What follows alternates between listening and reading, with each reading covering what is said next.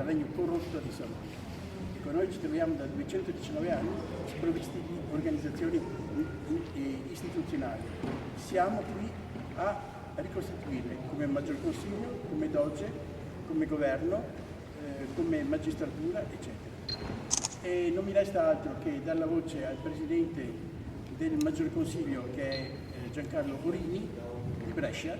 Questo è molto importante, come molti dei presenti sono lombardi, perché noi non siamo un gruppo etnico che rivendica l'emancipazione della regione del Veneto, ma siamo dei patrioti della Repubblica Veneta che vogliono la liberazione del loro Stato e della loro nazione. E la componente lombarda, molto attiva e anche storicamente molto attiva, perché è quella che ha contrastato popolarmente l'occupazione francese, la componente lombarda, la componente friulana, la componente dell'Istria, della Dalmazia e della Grecia, troveranno sempre le porte aperte per ritornare a comporre con noi questa Repubblica. Do la parola a Giancarlo Orini, Va bene. che leggerà Allora, io sono onorato da questo incarico come cittadino di terraferma della Serenissima Repubblica di Venezia. Adesso vi leggo quanto è stato deciso dal Maggior Consiglio. Repubblica Veneta, Maggior Consiglio, elezione del 121esimo Doge.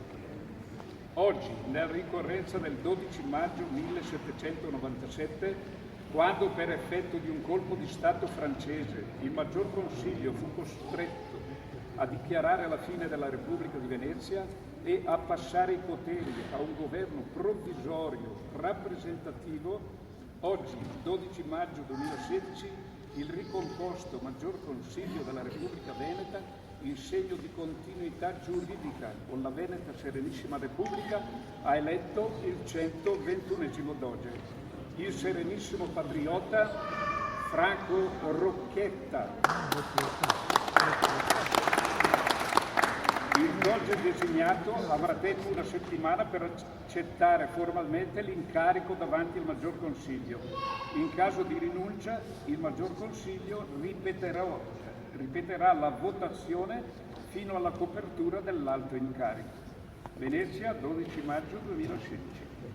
Va bene, questa è la sintesi, il comunicato della votazione, dello scrutinio che è stato fatto. Dunque, è stato eletto Franco Rocchetta, non diciamo chi non è stato eletto, per chi è arrivato dopo, perché non è un gioco di concorrenzialità, fosse stato un altro sarebbe stato lo stesso.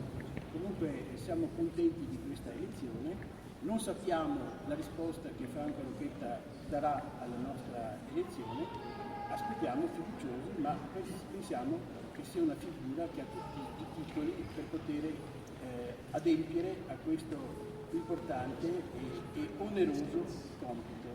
Il Doge, come nel passato, non godrà di una pensione o di uno stipendio dello Stato, anche perché le nostre casse sono molto più vuote di quelle della Serenissima, ma dovrà sopportare le spese di rappresentanza istituzionali di tasca sua. Perciò è come facciamo noi per tutte le cose che facciamo. Dunque è oneroso in tutti i sensi e non è detto che qualsiasi persona sia disposta a sopportare questo. Non diciamo nulla su Franco Rocchetta perché penso che tutti lo conoscono abbastanza, basta guardare su internet, si trovano notizie abbondanti sulla persona e perciò siamo contenti così e credo che possiamo chiudere così questa. Se ci sono domande rispondiamo. Un grazie al Presidente del Governo Veneto, Alberto Garzetti.